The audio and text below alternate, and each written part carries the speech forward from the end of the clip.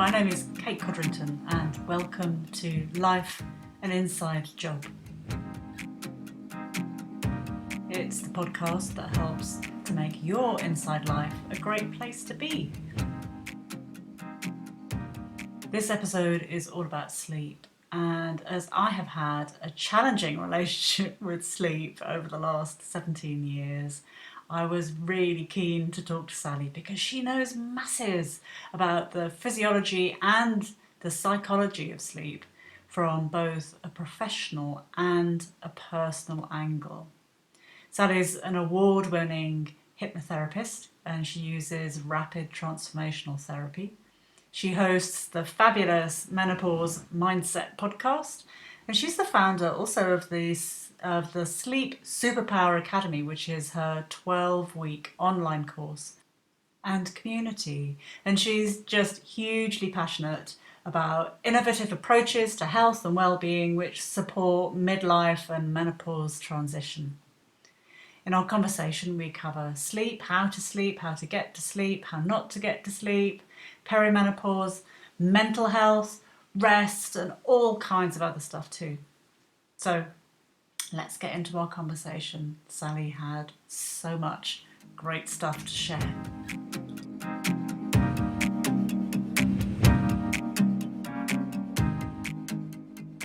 Oh, Sally, this is a really good time to have this conversation because I think I've come through it. Yeah. I'm coming through it, but I've had a fantastically crap patch of sleep, and this is an ongoing issue for me for the last 17 years. So it's the thing that comes up when my life goes out of whack. Yeah. It's the sleep that suffers. So yeah. I have a deeply personal interest in your expertise. Yeah. Well, similarly to you, I had never really struggled with sleep until perimenopause hit. But when it did, boy, did I struggle. And I tied myself up in so many knots with sleep. I mean, I don't know if it's because I've got a thinky type of mind. I'm a thinker. I will go so far as to say I'm quite intelligent, but I've worked on that. I've read a lot, and like you have an interest. You're curious, but I think that can make insomnia worse because then an overactive mind is food for insomnia, And for me, when I started to experience it, it was brand new. I was 41. I was on tour with a band. And I was singing. I was just doing backing vocals. It was my first tour. It should have been a really amazing time of my life. I was with all these young people. But I didn't sleep for the whole 10 days. Whoa. And of course, yeah. I mean, I got winks. I dozed, obviously, but I was on such high alert. I run out of beta blockers, couldn't get any because I was just so exhausted to fight with the pharmacist, to try and get me some. I wasn't on the HRT that I'm on now. And I didn't really know. I was just such at the end of my tether. And I had to get on stage every night and perform. And I had panic attacks on stage. I thought I was going to pass out. I had to sort of get up with sunglasses on because the lights were too bright. And when I got home, I thought to myself, oh, thank goodness, that's going to be it now. I finally, my own bed, because the reasons why I thought I couldn't sleep was because I was in a room with lots of people. I was just sort of very aware of my surroundings, but I would also do this thing where I would sabotage my sleep. I would stop myself going to sleep just to see what it would be like self-torture, Wow. Yeah. And then I would wake myself up to see if I'd gone to sleep. I mean, how ironic is that? It was just, I'd got myself into such a double bind with it all. heart palpitations, electric shocks, all sorts of things. When I got home, I thought all of that would be over because I was in my own bed, but that was just the beginning of it. So yes, I figured a few things out along the way, hence the reason why I help people with their sleep. So yeah, what's it been like for you? Well, actually, the similarity, what interests me in what you said was about the nervous system being alert, the high alert, and that's how it was for me. And for me, it was, I think probably I've always had a bit of it, but for me, it was the first time I remember it was with my first child. Right. Yeah, of course. And when eventually the child was going to sleep, I didn't. Because I think my inner wolf mother needed to protect. I couldn't let that go. Couldn't let go. No. And you know, it's come and gone over time. And I've done all the things, as I'm sure you have. Yeah, all the things. All the things. And just to say, I still have a Pavlov response when I see an advertisement for sleep this or sleep that. I'm like, yes, please. Even though I know it doesn't work. Yeah, it's the sleep aids, isn't it? Please help me. That's I still have that response, but actually what needs soothing is that wolf mother. Yeah.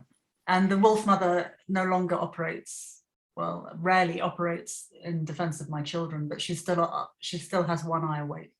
Yeah, that's it, isn't Very it? It's often. that one eye awake. Yeah. And it might be waiting, you know, if I have a conflict, some sort of conflict situation, she'll have an eye awake for that. It's not just, interestingly, it's not just like negative stress, it's excitement too. It doesn't really matter. I mean, I can give the I would call it arousal. I would give the arousal any kind of flavor. I can call it raspberry ripple or snail flavor arousal, like good or bad, but it has the same effect on my sleep. Yeah. So my task, as I've learned, because like you, I've read a lot. I'm curious, as you mentioned, and I've read a lot. It's about soothing my nervous system, and that takes all sorts of things like commitment. When you do something every day? I can't remember what that's called. Consistency. That's the thing. Like consistency, commitment, and small changes right across the whole of my life. So it's not particular. I mean, obviously, I do the sleep hygiene stuff, and I take care of that. You know, that comes and goes, but that's essential. But it's not just that. It's about eating breakfast of particular kinds of food at particular kinds of times, and about managing my stress, about managing my diary intelligently. Oh yeah, the whole thing. So yeah, that's right. And I've got a big thing about sleep aids. So things like CBD oil, melatonin, you know, I've tried it all, and they might work temporarily, but I do think a lot of it is placebo, because it relaxes your nervous system. Oh, I've got this new thing. You have hope it's going to work. You trust it's going to work. You dive into it. You sort of surrender yourself into it. And that, I think it's the surrendering and the letting go, and letting yourself be held by the thing, the external thing that actually relaxes your nervous system. That enables you to go to sleep. But of course, life happens. You get the arousal, go into the sympathetic state, whether that's excitement or anxiety, like you say. So then it becomes a question of, well, how do I regulate my nervous system? How do I manage my nervous system, not just once, but all through my life? And I've only just within the last couple of years come across polyvagal theory. And for me, it was such a game changer, because I realized that then actually the moods that I was experiencing, or the things, the insomnia, the anxiety, wasn't actually my fault per se. Of course, we have to take a bit of responsibility for ourselves, but it was my nervous system was having a reaction to something perceived like something outside of myself that I had perceived as a threat. But I could change that perception if I worked at it. You know, So for people who don't know what it is, can you give us kind of like a beginner's guide to polyvagal theory? I will try. Yeah. Wow. Well, good job. I'm I've sure got my brilliant. little sign up here. So, Okay. polyvagal theory was Stephen Porges is the polyvagal guy. I think he developed it, or was the first one who designed this theory, this model, this way of thinking about the nervous system. So you've got your autonomic nervous system, that's the sort of umbrella at the top. And then you've got a branch off, which is your sympathetic nervous system. And then you've got another branch off, which is the parasympathetic nervous system. And these are the two nervous systems that we're quite familiar with. Sympathetic being fight, flight, so arousal. That might, you might get the urge to run and jump and skip or screech or howl. I think even orgasm is a sympathetic response. Yeah. Motivation, that's a sympathetic response when we're pumped. But then on the other side, the parasympathetic, you've got two branches, which I didn't know about. I'd only heard of the rest and digest. But you also have, I sort of think of it as a scale. If you could see me now, I'm like kind of doing a ruler in front of me. On the far end of one side, you've got immobilization, which is sort of when you're frozen. That's the freeze response. And I've experienced this recently where I kind of go a bit limp. So this would typically be things like depression, hopelessness, that feeling of shut down, that feeling of just utter powerlessness when you go into that real apathy of nothingness. Nothing's going to work. Usually here we can be quite sleepy if we're not fluctuating, because we can fluctuate between sympathetic and the far end of the parasympathetic. That's when we come dysregulated. We're doing this, swinging, we're pendulating backwards and forwards. So that's the immobilization on the far left, shall we say. Then you've got the rest and digest in the middle, which is that lovely feeling of calm, tranquility, peace. I'm laying on a beach in Barbados, sipping my nice little virgin cocktail, and all is good with the world. That's what we're kind of aiming for when we are, when we're going to sleep, or when we're resting, or when we're just, feeling calm. Then you've also got this other branch, which is fascinating. This is called the ventral vagal branch. And this is all to do with communication and social engagement. And this helps you to feel safe. This helps you to feel included, supported, like you belong. This is why community is so important, and why communities online or in person are popping up all over the place, because we're realizing now this is so healing for our nervous systems. It can take us, it's a way into that parasympathetic part of the nervous system. So often we might not feel like engaging with the world, but actually when we do, we can feel a lot better. By having this conversation with you now, I'm starting to feel that I feel safer. I feel recognized. I feel witnessed because you're listening to me, and there's a part of me that's going, oh, that feels really nice. So my partner has just come out of the bedroom. Let's hope he's not naked because the door's open. No, okay, we're good. See, that put me into sympathetic mode there for a minute. Love it. Anyway, totally real life. Yeah, totally real. So yeah, so when we're talking about insomnia, we're looking at ways of or working with our ability to be able to go to sleep, because I don't really like using that word insomnia. I do, because it explains things, but our ability to be able to go to sleep, we need to know where we are on that spectrum, that nervous Okay. system spectrum. So if we are hyper aroused, if we've been in that sympathetic state for too long, That's me. then yeah, because our heart rate needs to be around 60 bpm to fall asleep.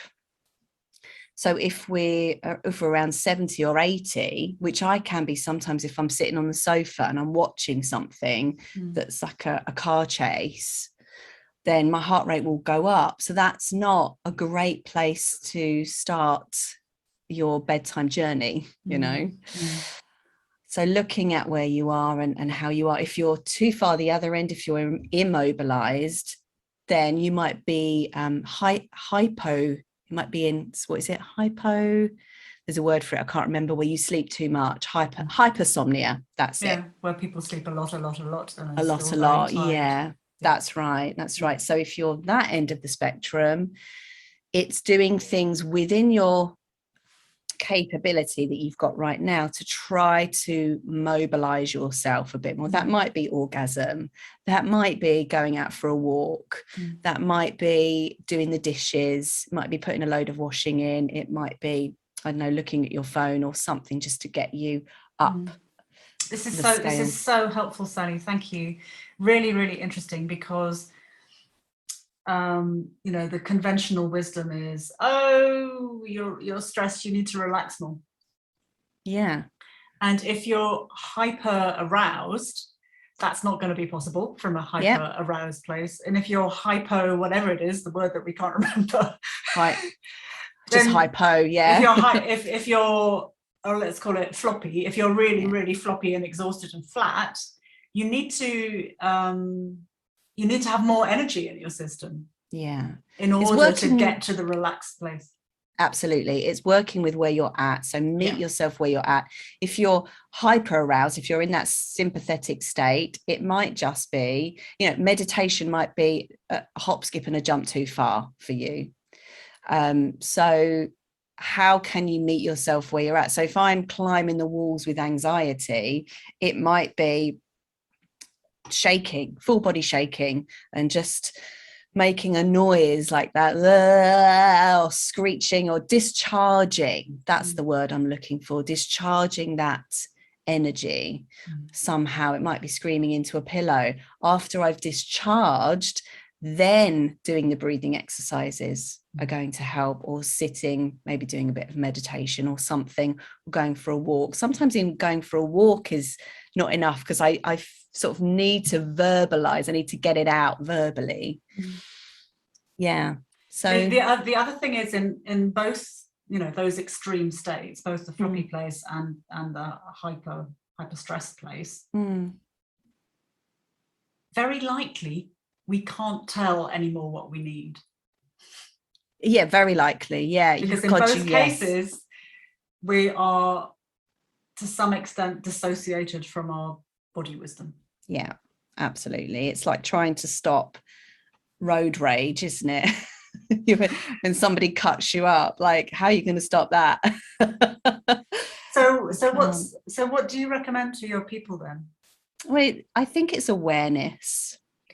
It's having the awareness. It's knowing that you have a tool, and then having that tool at your disposal. I would also say the more you practice this on the regular, the less likely you are going to fall into those two categories. It is that consistency.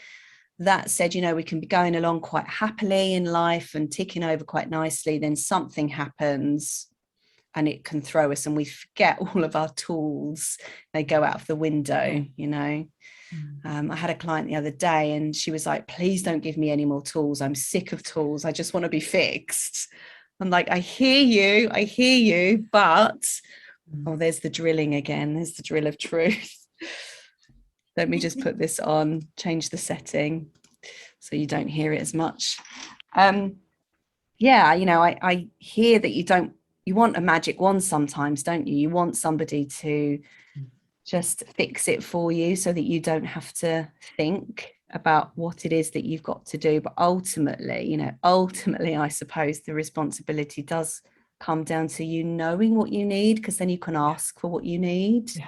I tell you what, my most recent thing I got really clear on in this particular cycle of sleep disturbance was how holding it is, because I do need holding, and I can kind of I can't trick myself. All the bloody breathing in the world is not going to trick myself into thinking that I didn't have a disturbed sleep the night before, and I'm not again worried about it, and that automatically gives me a level of arousal.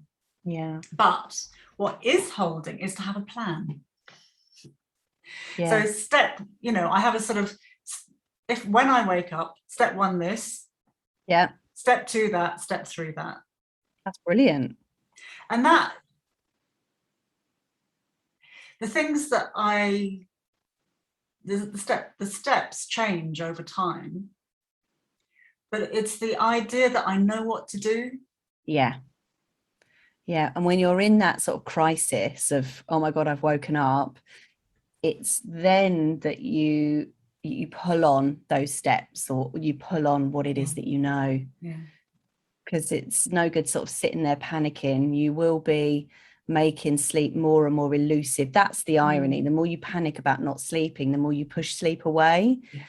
Hands up. Found myself in that position many times, with big things to do the next day and just being absolutely at the end of my tether. So I found that by almost like not worrying about whether I'll sleep or not makes sleep come to me much easier. But it's also this thing of knowing how much sleep is enough sleep for you as well.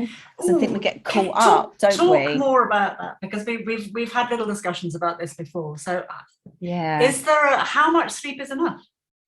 Well, it varies depending on what chronotype you are. So there are 4 different chronotypes according to Dr. Michael Bruce. And so I'm a lion, which means I go to bed, I'm very specific, I go to bed at 10:10.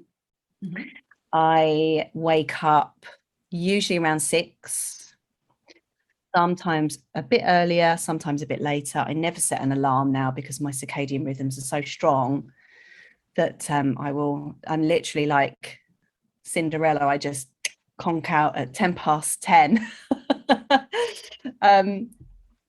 There are exceptions to that, of course. So the lion is the early bird.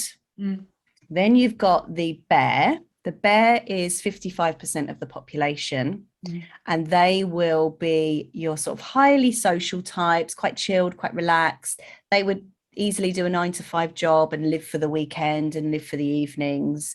They tend to go to bed at 11 and get up at 7, or that sort of time. There are really specific times, and I can't remember what they are exactly for bears. You've got your wolf, which are typically your creatives. So your musicians, your artists, your writers, your deep thinkers, they will stay up quite late. They, if left to their own devices, they'll be up all night and sleep all day. Then you've got your dolphins, which are your true insomniacs. So for anyone that's a dolphin, 6 hours sleep is actually a really good night's sleep. So they could go to bed at 12 and wake up at 6, or you really want to think in sleep cycles more than anything. So you want 20 minutes to fall asleep. And then you want, if you're a lion or a bear, you want 5 sleep cycles. So that's, the sleep cycle is 90 minutes. So that actually works out, I think it's like 7.5 hours, or just over 7.5 hours for most people. If you're a wolf or a dolphin, 4 sleep cycles would be enough. So that works out, I think, about 6.5. So it's not, everyone needs 8 hours a night. It is quite specific. And these chronotypes are actually genetic as well. Okay, so this is something that you are. This is it's something that you are, but it's also not something that changes through your life. It does change through your life. It's who you are, but it also changes. I think people find their true chronotype at some point in their life. So I know most teenagers are wolves. They want to stay up all night and be asleep all day. Then 20s and 30s, we sort of become more bear-like. And then the older we get, the more polyphasic we get as well. So the more we sleep intermittently. So if you imagine, like, the retired person that naps a lot during the day, and then sort of can't really sleep all through the night because they've napped a lot. But that's sort of what happens as we get older. We can train in. There's quite a lot of research into pre-industrial societies. We were talking about this last month, where they find that it was normal to have 2 phases of sleep. That's right. And more phases of sleep, to have 2 or 3. And I think the more I read about that, the more, again, that's very holding and soothing, because this concept that the solid 8 hours is actually a post-industrial thing that is in service of capitalism, basically. That makes perfect sense. Yeah, because I think naturally, one person, when we lived in the tribes, one person would be up looking out to make sure there were no bears or tigers, while the rest of us slept. My inner wolf. Yeah, like you described. Yeah, you're on the lookout for danger.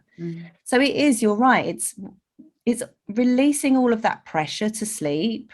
Once we know, I am getting enough sleep. Because I used to think like that. I used to look at my Fitbit and get confused. Sometimes I'd feel like I'd had enough sleep. My Fitbit was telling me I'd only had 6.5 hours. Okay. So can you give everybody permission to ditch the sleep thing on their Fitbits? Yeah, totally. Absolutely. I mean, do what works for you. If you feel it helps you. For me, in the early stages, it sort of helped me to understand my sleep. I think I used a Fitbit for about 6 months, and I was like, oh, that's quite cool. I was measuring, it was affirming that I was actually sleeping quite well. Right.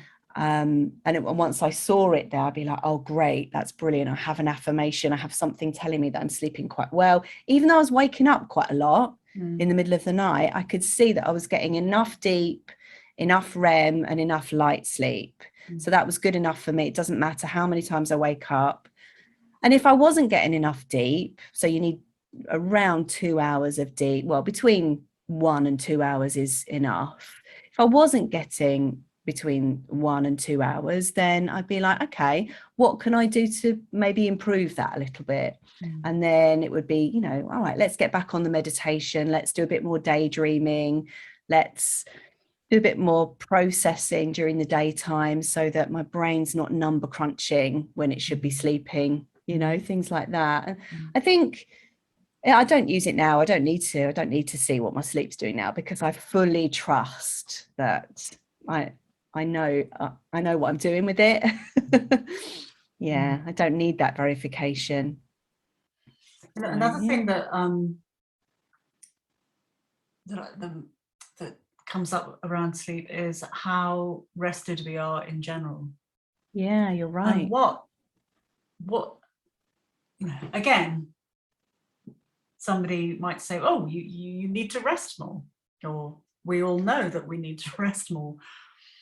But finding the kind of rest that is possible because of the cultural shame and guilt around rest, which is endless, apparently. But also finding out what that is. That's Absolutely. the thing, isn't it? What is restful? Because again, lying down very often isn't restful, because our clever minds all rush into the space with all sorts of unhelpful thoughts. Right. Sometimes laying on the sofa for me for 5 minutes with my phone can be quite restful. Sometimes without my phone. If I'm laying in bed in the morning and I've had enough sleep, I need to get out of that bed, because laying in that bed is not going to be restful. I need to get into action and be productive, because ultimately, knowing that I've done some things, I haven't wasted the day, it's going to enable me to rest in the evening. just that feeling of completion. Even if I haven't completed everything, even if I've just done a brain dump on a pad of things that I need to get done the next day or the next year, let's face it, because it's not all going to get done the next day. But doing that, again, it's discharging, isn't it? At the end of the day, writing a list, that could be your way of completing the day. I think it's important to bookend the day. Yeah, so let's talk about how to help ourselves to have, no, I'm not even going to say to have better sleep, because my sleep is absolutely fine as it is. You see, you see? There you go. Did you hear that? That negativity creeps in. Can we have better sleep? Yeah. Saw that. Okay, let's start again. How can we put activities through our day to help ourselves feel more energy, better energy through the day? If we start in the morning, you talked about getting out of bed and being productive. So what else? Well, I can tell you what I do, which helps me, because I think what I do might not help others, but I get up and get out as quickly as possible. Reason being, I live in a flat. I'm high, I'm on the 4th floor. The minute I get up, I need to ground myself properly, because cortisol and adrenaline is quite high in the morning. It's cortisol and adrenaline, by the way, is stronger than any cup of coffee. So you don't need coffee, particularly in the morning, to wake you up. Yes, you do. Because your cortisol and adrenaline, you can have it. You can have it. But your cortisol and adrenaline could do a much better job if you let it. If you let it, okay. If you let it, yeah. So I have quite a substantial amount in the morning. So I take the dog out for a walk. I literally go in my PJs and my Crocs, throw a jumper on, and I walk around the block 15 minutes. And then I like to sort of tidy up when I get back from that dog walk. So I do a bit of tidying. I'll clear the kitchen. I'll just clutter clearing makes me feel good. It makes me feel like I'm doing something. I might even clear out a drawer or something like that.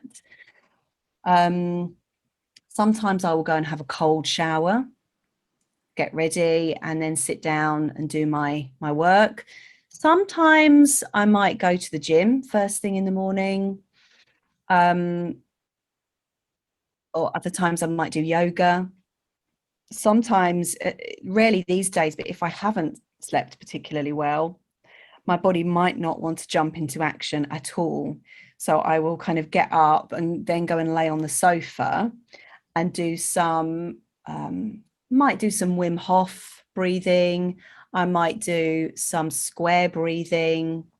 I might do, if I don't have the mental capacity to even count, I will do a meditation that I've got, which is very soothing. I created it. It's inside the Sleep Academy, and it's like a meditation framework, which eventually you can do off by heart. You don't need it, but I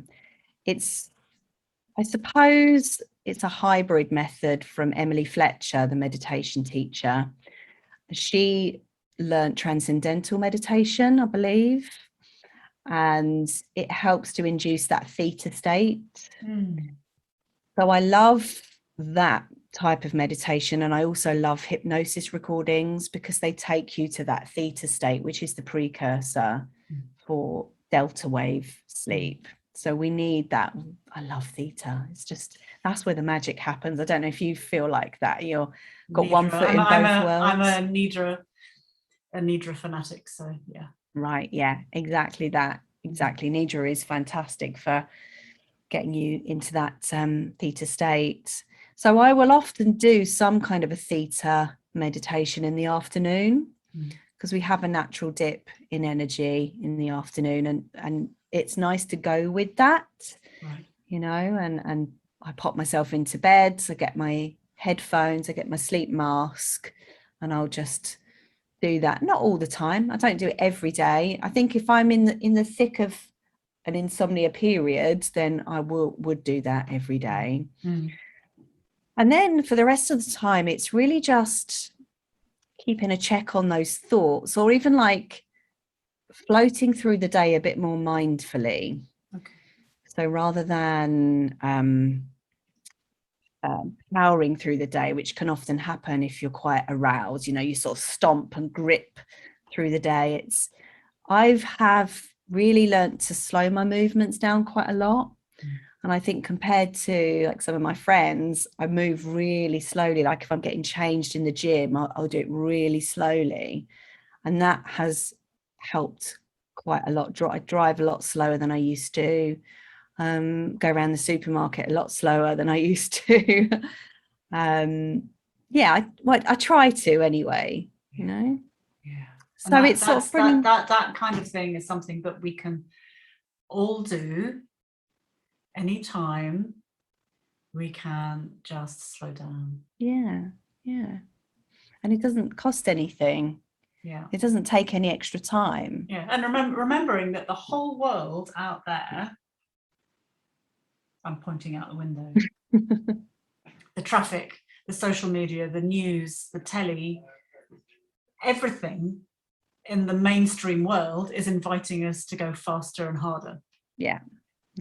Everything. So it won't necessarily feel comfortable. Yeah. And there's I did a podcast episode myself called Rest is Rebellion. Such a great title. Yeah. Rest is resistance as well. If you want to resist the patriarchy, if you want to be, and it's like being an activist, but the opposite. You're being an activist by not actually doing anything. Have you come across the Instagram account, the Nap Ministry? I have, yes. Have you? Yeah. And I mean, for me, that's just been brilliant. Yeah, I'll put, I'm writing down all these references you're making, and right, I'll put them in the notes. Yeah. So people can find them. I can't remember the name of the lady now, but she's like an amazing Black woman who is just, she shows up so authentically, and I've learned a lot from her. Yeah. But it's permission to rest, isn't it? Yeah.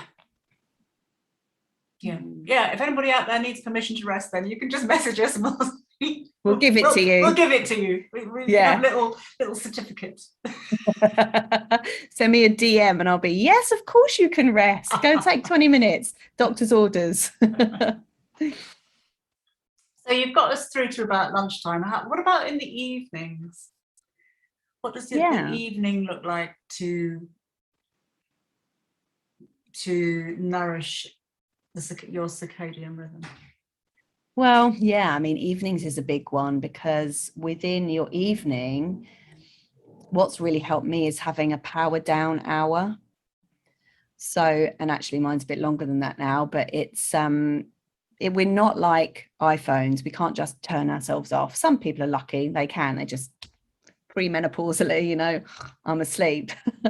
But I think we need a bit longer. We need to power down gradually and slowly. So I'll make my dinner after work, take the dog for a walk, come back, eat my dinner, and then I'll potter around. So I like pottering. I like to organize everything for the next day.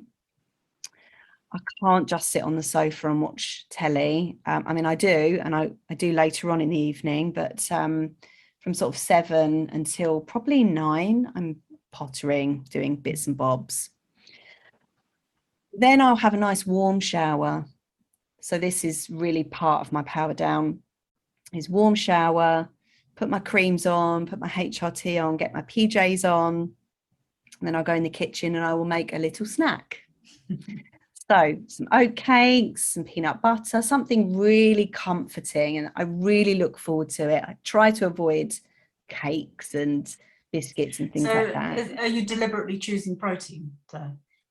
Mix of protein and carbs. Okay. They work quite well because you've got the tryptophan from the protein, and then carbs help that to go into the digestive system and be uptaken. And yeah, it's just nice, isn't it, to have something while you're watching a little bit of telly. So try not to go mad and have like big bowls of crisps. I mean, don't get me wrong, it does happen sometimes, but you pay for it.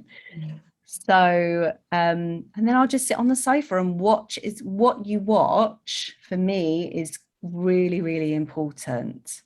You know, I used to be able to watch all these crime dramas and these like sci-fi action-packed things. And then I realized, God, I'm having an adrenaline rush, you know. It wasn't too bad pre-menopause. But now it's, you know, the Gilmore Girls, it's Big Bang Theory, it's I tell you what, Friends. I don't actually talk very much after 9 o'clock. No, oh I no. don't, because any kind of discussion or like discussion with my partner or family or phone calls or stuff Yeah. activates me. Yeah, for sure. Well, you know, you're in the giving profession as well, aren't you? Like you're giving to clients during the day if or you're giving to your business. And the last thing you want to do is give to anyone else. I'm exactly the same. I don't have children. So I sort of have a little bit of gap in my knowledge when it comes to how to navigate family life at bedtime, but I have a partner. I can fill you in. Tell them to bugger off. Go. Yeah. Well, that's exactly what it's boundaries, isn't it? Yes. Yeah. I don't answer my phone. I don't do texting. My phone gets charged in the office door gets closed, and that's it. Yeah. Don't want to know, I'm That's hard for afraid. lots of people though, isn't it? The phone thing. Yeah, it is. It's a real struggle. But the trouble is, it's the blue light. If you're staring at a screen, the phone, I think, is worse than a computer because it's like micro focused. Yeah. So how, in an ideal world, how long before we go to sleep should we stop using screens? Well, I mean, TV is a screen, but TV can actually be quite soothing if you're watching the right programs. It can help to regulate your nervous system, and then the sort of gentle noise. Gilmore Girls. Well, yeah, perhaps not the Gilmore Girls, but something like Friends or Big Bang Theory or whatever you like, whatever suits you. Yeah, that's it. It's just a warm sense of comfort. You know, when you were little, I don't know if you ever had that feeling of the noise of your mum or the noise of people talking at a dinner party would make you feel so sleepy if you're not particularly engaged with it. So that can really help. But blue light blocking glasses do work a treat. And I have an app on my computer called Flux. It's F.LUX. You install it and it goes orange, your screen goes orange, the darker it gets outside. But yeah, I mean, if you're going to bed at 11, I would stop using phones at 9. Okay, so a couple of hours. Yeah, for sure. Yeah. Okay, so can we talk about, I mean, there's an elephant in our room and it's perimenopause. Yeah. She's dressed up in her best. She's flapping her ears, stomping her feet. So as you said, it was early perimenopause when your sleep started to speak to you. Yeah. So what is happening there in perimenopause that disturbs our sleep? Well, the progesterone is falling, so the cortisol and adrenaline, you know, kicks off and stops us. You know, we go a bit mad with it all, I think, because of this elevated, but it's also a blood sugar issue as well. When our blood sugar is a bit all over the place, which can happen because of the hormone disruption, then we get woken up in the middle of the night if we're having a blood sugar low. So balancing your blood sugar is so important, I think. With your oat cakes and peanut butter. Yeah, and things like that. Yeah, you should never go to bed hungry.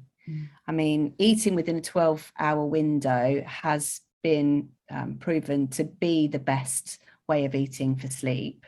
But having said that, you shouldn't go to bed hungry because you will have that blood sugar dip in the middle of the night. So, but neither should you eat lots of cake or something sweet, because your blood sugar is going to go high, it's going to come crashing down. And anytime your blood sugar comes crashing down, you get a surge of adrenaline and cortisol.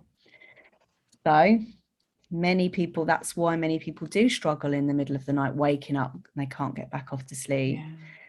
But I think there's also other stuff, you know, emotional stuff from the past, that deep rooted narrative of I'm not enough. I need to try harder. I must be better. I can't stop. I can't let go. I've got to, and the responsibility as well that we feel at menopause, you know, that the sandwich generation, having to hold mental space for children, for ailing parents and ourselves. I mean, and with all of those hormone changes, are you kidding me? Like, no wonder we have sleepless nights. There's so much we're having to hold energetically. And women we carry the mental load. So yeah, it's no wonder we're burnt out, exhausted, we're tired but wired, and having to look after ourselves can end up being just something else we have to do. Something else on the list. Yeah. You know? Oh my God, self-care. Don't talk to me about self-care. I've got enough to do. I've got enough to do this already. Yeah. Oh yeah. Yeah. But we do have to flip that script. And I think that's the journey, isn't it, of perimenopause. So how do we flip the script? Oh, you just have to chip away at it. I think it's like that. I've got that image of the statue. They say, don't they, sculptors. The statue is already in there and you just have to chip away, and eventually the statue reveals itself. And I think your second spring is the statue that is waiting to be revealed. And so perimenopause is perhaps you chipping away. And every time you chip away, that's you almost like going against what you actually want to do, because rest feels very resistant. There's a lot of resistance to resting. We have a lot of resistance to looking after ourselves, a lot of resistance to putting boundaries in place. So we just have to do the hard thing. There's no other way around it. We have to do the thing that's hard. Yeah, I think acknowledging that it's hard is really important. Yeah, absolutely. Because you see everyone on Instagram and all the social media, and they make it look so easy. And then you feel bad because it's not easy. You don't seem to be having the same experience as someone else. Well, the alternative is I don't find it hard to look after myself anymore. I am at the top of my to-do list. But then the alternative is to spend an obscene amount of money on therapy. Yeah. Exactly. Which is what I've done over the years, and training and stuff. And, you know, I've made it my special interest to figure out how to be kind to myself. And it's that constant reminder, you know, I'm a hypnotherapist and I still have therapy, because if I didn't have therapy, I would be an awful hypnotherapist. Well, back to holding again, we need holding. Yeah. As space holders, as therapists. And that is no different from any other menopauser who is dealing with a lot of emotional labor, doing a lot of emotional labor. You need holding in order to do that emotional labor. I think one of the things that has really a game changer for me was thinking about being a good role model. In my case, it was to do with my kids, but it's the same for modeling good behavior for nephews and nieces, and for friends, or for anyone. You know, do I want to demonstrate? Do I want the people that I love, my friends, my kids, to follow my example of working because I feel that I'm never good enough? Yeah. I mean, specifically, very personally, my daughter. How do I want to model being in a female body for my daughter? Yeah. You know, it's a serious business, and there's no way on earth that I want her to feel that she's not allowed to rest, not allowed to put herself first, that she's not able to set boundaries.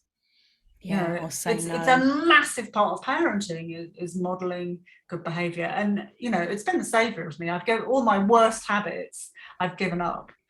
Yeah.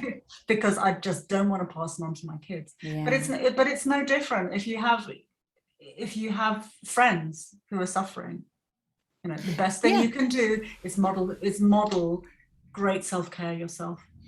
Yeah, and for me, my business is my baby, and my client relationships that I have, and having clients for me, that holds me accountable. I really do feel like I can't be saying all this stuff. I can't be holding space for them if I'm not holding space for me, or investing in my own Yeah.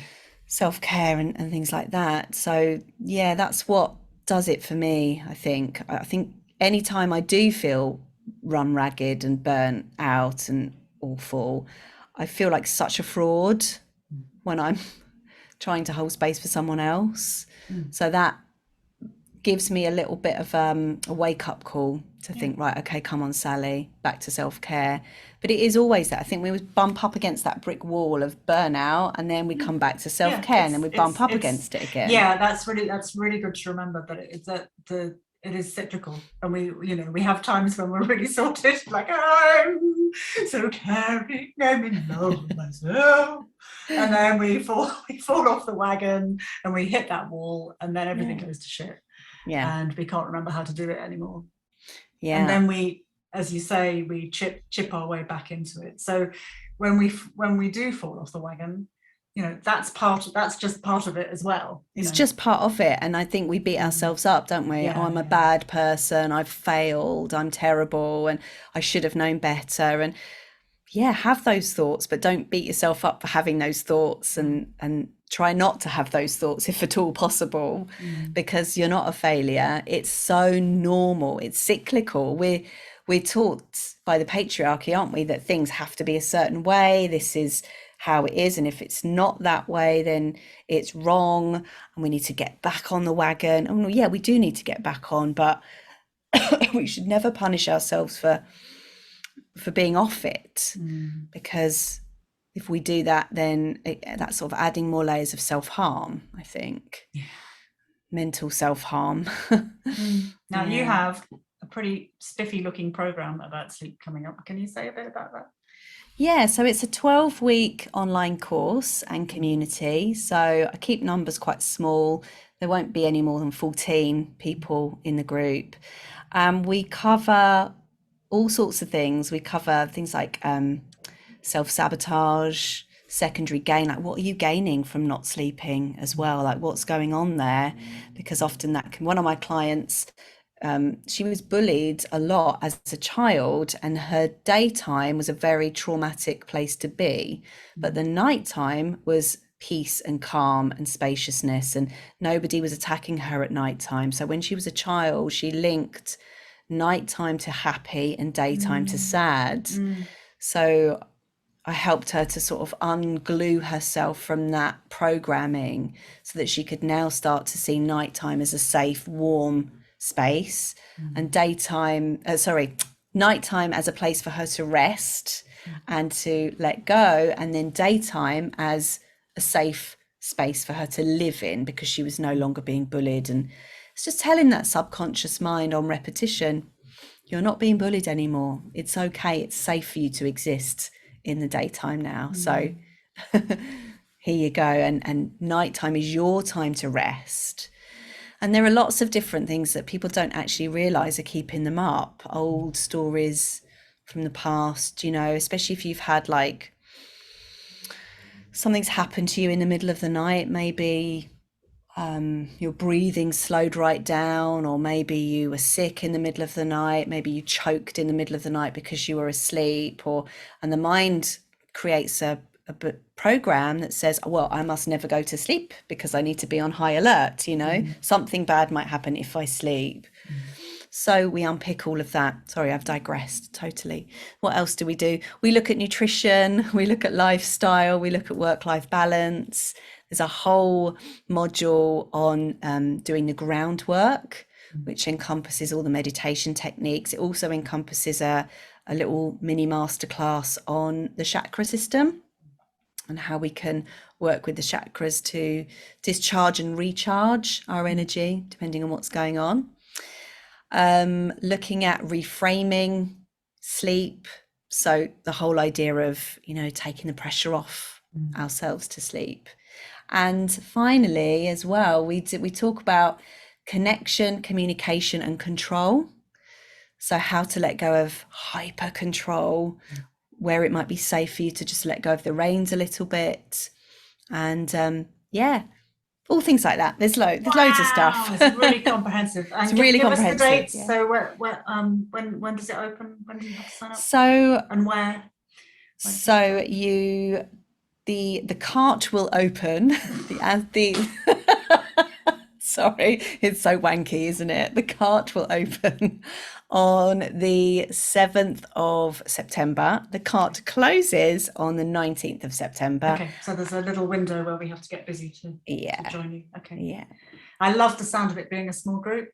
Yeah. Soothing. That's what really gives it its specialness, because we all get together. We do bi-weekly group support sessions via Zoom as well. Yeah. And where do we find you? It's sallygarozzo.com/sleep. Okay. Yeah. Straightforward. And I'll put that in the notes as well. Okay, so I could just talk about sleep forever. Yeah, me too. Yeah, it's one of my abiding interests. Yeah.